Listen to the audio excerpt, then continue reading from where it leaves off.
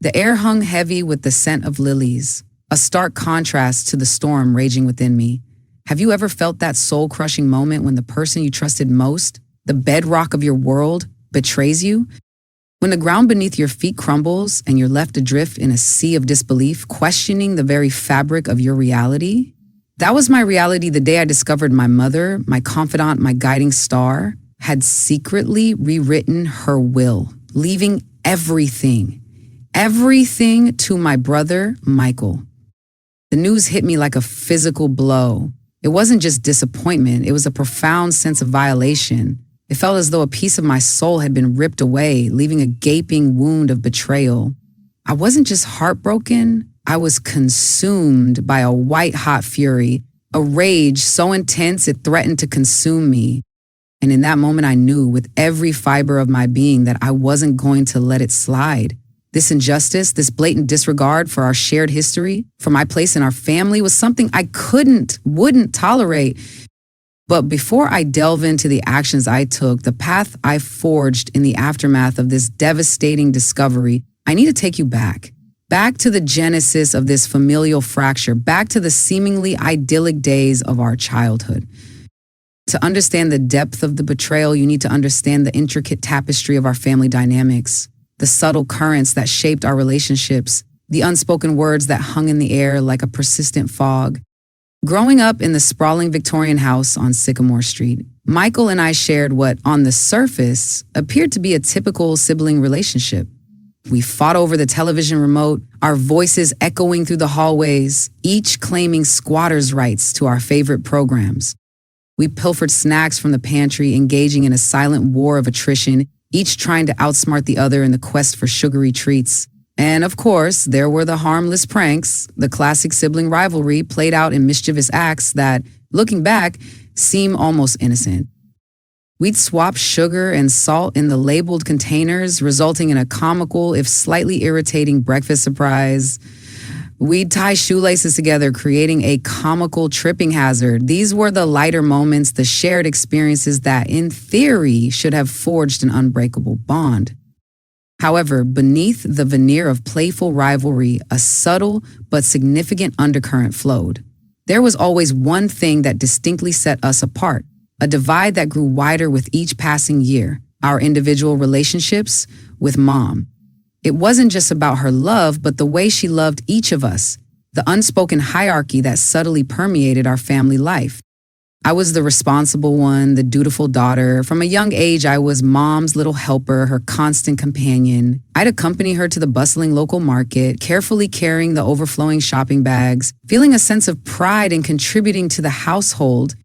I ran errands for her, diligently completing each task with a sense of purpose, and most importantly, I stayed by her side through her toughest days, offering a comforting presence during her bouts of illness, listening patiently to her worries, and offering what little comfort a child could provide. I was the reliable one, the one she could always count on. Michael, on the other hand, was the golden child. He possessed an effortless charm, a natural charisma that seemed to captivate everyone he encountered. He was the life of the party, always surrounded by friends, his laughter echoing through the house. He was also undeniably reckless. He'd push boundaries, testing Mom's patience with his daredevil antics and his penchant for bending the rules. He'd come home late, his clothes disheveled, a fabricated story ready on his lips, yet Mom would always greet him with a gentle smile, a forgiving look in her eyes. He always seemed to get away with everything, his transgressions brushed aside with a wave of her hand and a loving, boys will be boys. And Mom, she adored him. It was palpable, a tangible warmth that radiated towards him, a special connection that seemed to exclude me. Still, despite this perceived favoritism, I never in my wildest dreams imagined that her love for Michael would translate into something so cruel, so fundamentally unjust. I always believed naively, perhaps, that at the end of the day, she loved us both in her own way. I never thought that love could be weaponized, twisted into a tool of favoritism that would ultimately shatter our family. A few months before Mom's passing, a disquieting feeling began to settle over me. It was a subtle shift in the atmosphere, a change in the familiar rhythm of our lives. Mom, who had always been remarkably open about her will, freely discussing her wishes with us, suddenly became evasive on the subject. She had repeatedly assured us over family dinners and during quiet moments shared on the porch swing that everything would be split evenly between Michael and me. It was a promise, a verbal contract etched into my memory. But then the conversation stopped. The topic, once a comfortable part of our discussions about the future, became taboo. Whenever I tried to bring it up, a shadow would cross her face, a flicker of discomfort in her eyes. She brushed me off with a dismissive wave of her hand, saying it wasn't something I needed to worry about, that she had everything taken care of. Her evasiveness, her sudden reluctance to discuss the will, set off alarm bells in my mind. My gut instinct, that primal sense of intuition, told me something was terribly wrong. The feeling was a knot in my stomach, a constant, nagging worry that refused to dissipate. Then came the bombshell, the devastating revelation that would forever alter the course of our lives. After the somber ceremony, the tearful goodbyes, and the quiet gathering of family and friends, the business of settling Mom's estate began. It was a necessary, if painful, process, a final act of closure. And it was during this process that the truth, the ugly, heart-wrenching truth, was revealed. Michael, his face a mask of carefully constructed grief, handed me a crisp, official-looking document. It was a copy of Mom's revised will. My hands trembled as I unfolded the papers, my heart pounding in my chest, a premonition of disaster washing over me. And there it was, in stark, unforgiving black and white. Mom had bequeathed everything, every single possession she owned, to Michael. The house on Sycamore Street, our childhood home, filled with memories, both joyous and painful.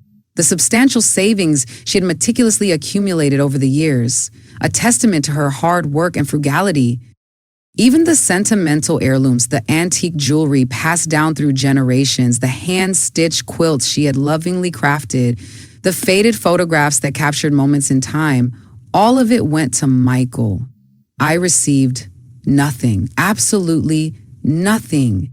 It was as if I had been erased from her life, my existence reduced to a mere footnote in her final wishes. I confronted Michael immediately, my voice trembling with a mixture of disbelief and rage. I demanded answers, explanations for this inexplicable act of favoritism. How could Mom do this to me? How could she disregard our shared history, the years of love and devotion I had poured into our family? My questions hung in the air, unanswered, as Michael stood before me, a smug, self-satisfied smile playing on his lips. His response, delivered with a chilling nonchalance, was a simple, dismissive shrug. Guess she finally saw who the better child was. His words were like a dagger to my heart, twisting the knife in the wound of betrayal. They confirmed my worst fears, solidifying the suspicion that had been gnawing at me for months. It wasn't just about the money, the possessions. It was about the principle, the blatant injustice of it all. It was about the message Mom had so clearly conveyed, that I was somehow less worthy, less loved, less deserving than my brother. In that moment, something inside me snapped. The years of quiet resentment, the unspoken frustrations, the feeling of always being second best, all of it coalesced into a burning desire for justice. I knew with absolute certainty that I wasn't just going to walk away. If Mom had truly made this decision of her own volition, if this was her genuine final wish, then however painful, I would have to accept it. But if Michael had manipulated her, if he had taken advantage of her in any way, he was going to regret it. He was going to pay for his treachery. The sting of Michael's words fueled my resolve. I knew I couldn't let this injustice stand. I needed to uncover the truth, to understand the circumstances surrounding Mom's revised will. I embarked on a quiet, methodical investigation, determined to piece together the puzzle of what had happened in those final months of her life. My first step was to contact Mom's attorney, Mr. Abernathy, a man I had met briefly at various family gatherings over the years. He was a portly, bespectacled gentleman with a reputation for discretion. I arranged a meeting at his office, a hushed, wood-paneled space that exuded an air of legal solemnity. I explained my concerns, my suspicions about Michael's possible involvement in the sudden change to Mom's will. Mr. Abernathy was initially hesitant, citing client confidentiality. He explained that he couldn't divulge any information about Mom's affairs without her explicit consent, which, of course, was no longer possible. I pressed him gently, explaining my genuine concerns about Mom's mental state in the months leading up to her death. I described her increasing forgetfulness, her moments of confusion, the way she sometimes seemed lost in her own world. I emphasized my belief that Michael might have taken advantage of her vulnerability. Finally, after much persuasion, Mr. Abernathy relented slightly. He didn't reveal specific details of the will itself, but he did let something slip, a seemingly innocuous piece of information that sent a shiver down my spine. He mentioned that Mom had changed her will only 2 months before she passed away, and, crucially, she hadn't even come to his office to do it. Michael had brought the paperwork to her at home. This was a significant red flag. It raised immediate questions about the circumstances surrounding the signing of the new will. Was Mom fully aware of what she was doing? Was she under any undue influence from Michael? The fact that he had been the one to bring the documents to her rather than her going to the lawyer's office herself seemed highly suspicious. My next step was to talk to Mom's closest friend, Mrs. Jenkins. Mrs. Jenkins was a kind, elderly woman who had been a constant presence in Mom's life for decades. They'd shared countless cups of tea, gossiped about the neighborhood, and supported each other through life's ups and downs. I visited Mrs. Jenkins at her cozy cottage, a place filled with the comforting aroma of freshly baked cookies and the gentle ticking of a grandfather clock. She was still grieving Mom's passing, her eyes filled with a lingering sadness. I gently broached the subject of Mom's will, careful not to reveal too much of my suspicions. I simply asked Mrs. Jenkins if she had noticed any changes in Mom's behavior in the months leading up to her death. Mrs. Jenkins' response sent chills down my spine. She confirmed my fears, telling me that Mom hadn't been herself in those last few months. She described Mom's increasing confusion, her forgetfulness, her moments of disorientation. She even recounted a specific conversation where Mom had expressed confusion about some legal documents. "Your mother told me she didn't remember signing any new will," Mrs. Jenkins confided, her voice trembling. She seemed genuinely bewildered by the whole thing. This was it. This was the confirmation I needed. It was clear. Michael had taken advantage of Mom's weakened state, her declining mental capacity, to manipulate her into changing the will. He had exploited her vulnerability for his own selfish gain. And that was something I wouldn't let go.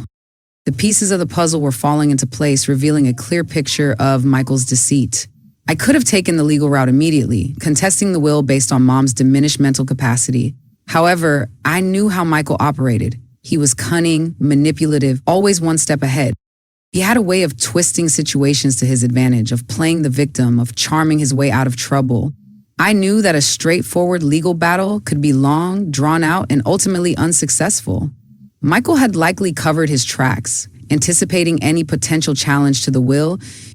So instead of a direct confrontation, I decided to take a different approach. I decided to hit him where it would hurt the most: his greed, his desire for wealth, his carefully constructed image of success. I learned that Michael was planning to sell the house on Sycamore Street, our childhood home. He intended to put it on the market as soon as he legally could, hoping to make a substantial profit from the sale. This was his end game, his ultimate goal. He saw the house not as a repository of cherished memories, but as a financial asset, a means to an end. But what Michael didn't realize was that I still had one card to play. I still had the information about Mom's mental state, the information that could invalidate the new will. I went to a lawyer, a sharp, experienced woman named Miss Evans, who specialized in estate law. I laid out the entire situation, explaining my suspicions about Michael's manipulation and providing her with the information I had gathered. Miss Evans listened carefully, her expression growing increasingly grim. She confirmed that I had a strong case to challenge the will. Given Mom's deteriorating mental state, the circumstances surrounding the signing of the new will, and Mrs. Jenkins' testimony, we had solid grounds to stand on. On Miss Evans' advice, I filed a formal challenge to the will in probate court. This legal action immediately froze all of Mom's assets, including the house, the savings, and all other possessions. Michael was furious. He desperately needed that money. He had already made plans for it, and now He was stuck in legal limbo, unable to access the funds he so coveted. But I didn't stop there. I wanted to expose Michael's treachery, to shatter the facade of the perfect son he had so carefully cultivated. I leaked the story to the rest of the family. I shared the details of Mom's declining mental state, Michael's involvement in the signing of the new will, and his plans to sell our childhood home. Our relatives were horrified. They had always believed Michael's carefully crafted narrative, his portrayal of himself as the dutiful, loving son. Now, the truth was out, and the image he had worked so hard to maintain was shattered. He was no longer the golden child. He was the villain, the greedy son who had manipulated his own mother for financial gain. His reputation within the family and within our social circle was ruined. And then karma, as it often does, took care of the rest. The court investigation into Mom's mental capacity during the signing of the will confirmed what I already knew. The evidence was overwhelming. Mom had been demonstrably unfit to make sound legal decisions at the time she signed the revised will. The judge ruled in my favor, declaring the new will invalid and restoring the original will, the one that stipulated an equal division of assets between Michael and me. Michael lost everything he had schemed for. The house, the money, the heirlooms, all of it was divided equally as Mom had originally intended.